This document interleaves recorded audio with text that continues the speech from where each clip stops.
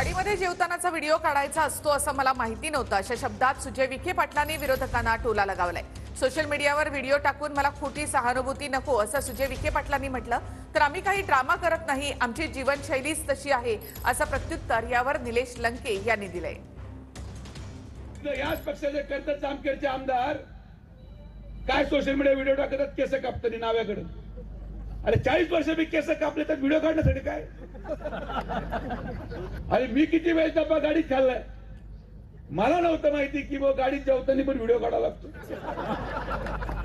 अरे एखाद्या गरीब माणसाच्या भावनेशी खेळून मला मतदान नको, मला मतदान टाकायचंय तर माझ्या केलेल्या विकासावर टाका। सहानुभूती मला खोटी मिळवायची नाही, मी गरिबांच्या मनाशी खेळू शकत नाही, हा माझा स्वभाव नाही आणि हे मी मुळीच करणार नाही। आम्ही ड्रामा नाही केला, आमची जीवनशैली तशी।